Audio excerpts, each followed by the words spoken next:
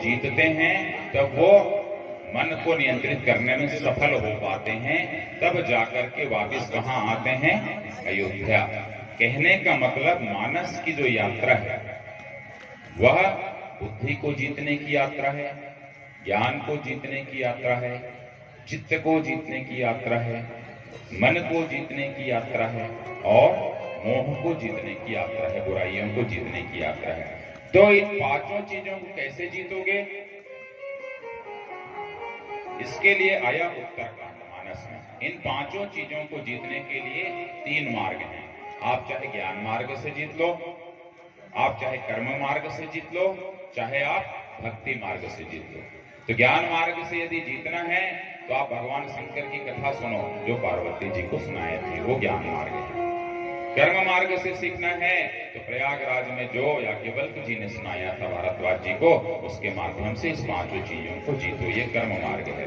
और भक्ति मार्ग है तो आप गरुड़ बन जाओ और कागभूषुंडी की कथा को सुनो, तो भक्ति मार्ग के माध्यम से ईश्वर को पाओगे, इन पांचों चीजों पर नियंत्रण करोगे। यही सार है मानस, यही सार है। अब दूसरे ढंग से यदि देखें, थोड़ा सा उपदेश भी हो जाना चाहिए इसलिए कह दे रहा हूं। दूसरे ढंग से देखें तो भगवान राम जब निकले हैं जनक के लिए, जनकपुर के लिए, तो जनकपुर में सबसे पहले जो बैठे हैं वो बैठे हैं वर के सिंहासन में। वर का सिंहासन, वर और वधू आए थे विवाह करने, तो वर के सिंहासन में पहले बैठे। पर जैसे ही लौट के आते हैं अयोध्या तो उन्हें क्या दिया गया? सिंहासन। तो क्या कोई भी व्यक्ति वर के सिंहासन में बैठने के तत्काल बाद राज सिंहासन में बैठने के योग्य हो जाता है? नहीं, नहीं होता है। यही मानस की खूबसूरती और मानस की यात्रा है, कभी नहीं होता है। उन्हें पता है कि अभी तो मैं सिर्फ वर के सिंहासन में बैठ के आया हूं, मैं इस अयोध्या के राज सिंहासन में मैं कैसे बैठ जाऊंगा? यहां तो राम राज्य की स्थापना करनी है।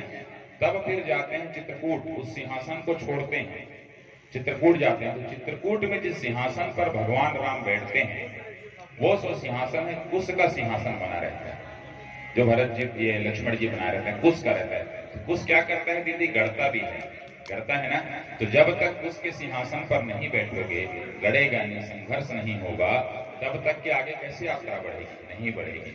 आगे जाते हैं तो सबरी के यहां पहुंचते हैं, जब जो सुंदर आसन है, मां का आसन हमेशा सुंदर आसन कहलाता है, इसलिए सुंदर आसन में बैठते हैं।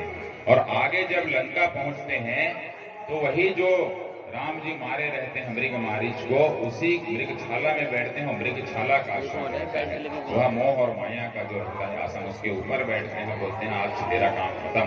इतने आसनों में बैठने के बाद जब वो आते हैं अयोध्या, तब सिंहासन में बैठने के पात्र अपने आप को समझते हैं। ये मानस की यात्रा, मानस का दर्शन बड़ा खूबसूरत है। श्री राम जी की यात्रा अब दंडक वन के लिए प्रारंभ हो गई। और सर्ग 34 में वाल्मीकि जी ने लिखा है कि जब शूर्पणखा का प्रसंग आता है और नाक कान काट करके पवन जी पहुंचती है वो रावण की, कहानी बताती है कि सीता जी कितनी सुंदर है। तो क्या बता रही है सुनिए। शूर्पणखा कह रही है कि नैव देवी न गंधर्वी न यक्षी न च किन्नरी, कि जहां पर सीता है, जहां मेरा नाक कान काटा गया, वहां कोई गंधर्व, कोई यक्षी, कोई किन्नरी जो है घूमते रहते हैं, इतने खूबसूरत, वो कहीं भी नहीं लगती हैं जो वहां बैठी हुई है सीता। तथा रूपा मया नारी दृष्टि पूर्वा महीतले, मैं इस धरती के अंदर इतनी खूबसूरत महिला नहीं देखी हूं। शूर्पणखा उसको उत्साहित कर रही है। तो वहां भी हम सबका उल्लेख आया कि हम वास्तव में कितने खूबसूरत थे कि शूर्पणखा रावण को बता रही है कि इस धरती के अंदर यक्ष, गंधर्व और किन्नर भी कोई इतनी खूबसूरत नहीं है जितनी जगत जननी सीता है। तो जब किसी की उपमा दी जाती है, तुलना की जाती है, तो श्रेष्ठ से तुलना की जाती है। आप कितने श्रेष्ठ थे कि उससे तुलना जगत जननी सीता की वो कर रही है। और नहीं, रावण सीता जी से प्रश्न पूछ रहा है पवन जी कि पंचवटी तुम आई कैसे? यहाँ गंधर्व देवता किन्नर भी नहीं आते, नहीं रहते हैं, जो इस प्रकृति के सबसे सुंदर लोग हैं, कहता है कि नेह गच्छन्ति गंधर्वा न देवा न च किन्नराः राक्षसानामं वाशः कथम तु त्वमिहागतः। कि यहाँ किन्नर नहीं रहते, यहाँ यक्ष नहीं रहते, तुम यहाँ कैसे रह रही हो?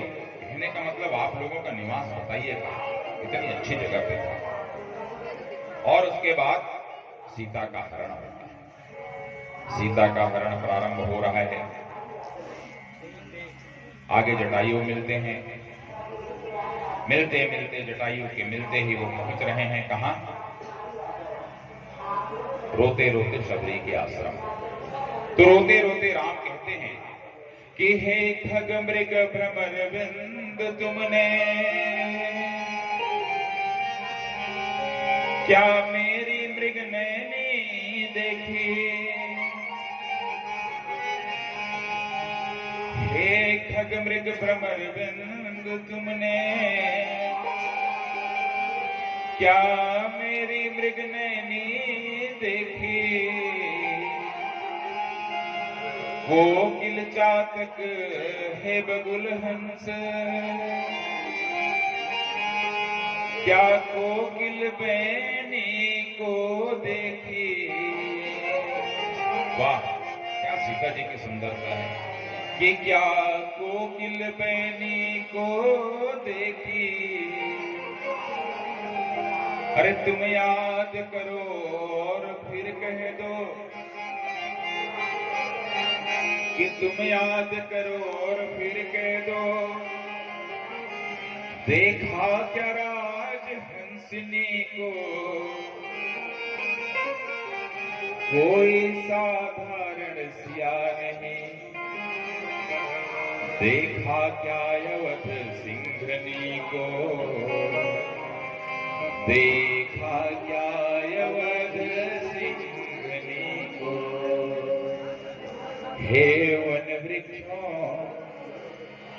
नदियों नालों बोलो वन देवी कहाँ गई। हे वन वृक्षों नदियों नालों बोलो वन देवी कहाँ गई। हे प्रकृति चंद्रमा सूर्य बता बोलो मृग नैनी कहाँ गई। बोलो मृग नैनी कहाँ गई। बोलो मृग नैनी। और सबरी के समक्ष नवधा भक्ति का एक प्रसंग आता है। दीदी संत समाज जो मुझे संस्कार में सुन रहे हैं, कभी हमारी सबरी के राम की कथा अवश्य सुने। आप बिल्कुल ध्यान से सुने। भगवान राम ने सबरी को नवधा भक्ति का संदेश दिया था, ऐसा कहा जाता है टीकाकारों के द्वारा। भगवान राम ने सबरी को नवधा भक्ति का उपदेश दिया था, ऐसा कहा जाता है। परंतु मेरे आत्मचिंतन के अनुसार यह भाव मेरा अपना है, स्वांतः सफाय है। जो सहमत है अच्छी बात है, असहमत है तो नाराज ना हो, वो उपदेश ही मान ले कि जब सबरी मां थी और राम पिता थे, ये राम पुत्र थे, तो जब पुत्र जो है मां के पास गए हुए हैं तो नवधा भक्ति का उपदेश पुत्र क्या अपनी मां को दे सकता है? पुत्र अपनी मां को नवधा भक्ति का उपदेश या संदेश नहीं दे सकता। तो क्या था? उन्होंने कहा सावधान होकर के सुनो मां, नव भक्ति के बारे में बताता हूं। सावधान होकर सुनने के लिए इसलिए कहा कि मां उसे सुनेगी। यदि वो कह देते कि मैं तुम्हें नव भक्ति के बारे में बता रहा हूं, जो पूरी नव भक्ति तुम्हारे अंदर है, तो वो सुनती क्या? नहीं सुनती। कोई भी अपनी प्रशंसा कहां कोई ज्यादा समय तक सुनता है। तो सबरी जी को कहा सावधान होकर सुनो और नव भक्ति के बारे में बताए हैं। जब सबरी जी ने कहा कि मुझमें कौन सी भक्ति है, तब राम जी ने कहा है हे मां, तू वंदनीय है, तेरे अंदर में नौ की नौ भक्ति है। और वह राम जी के द्वारा सबरी की गई वंदना थी, स्तुति थी, न कि उपदेश था। वह सबरी के लिए स्तुति थी, क्योंकि अयोध्या में कौशल्या जी ने स्तुति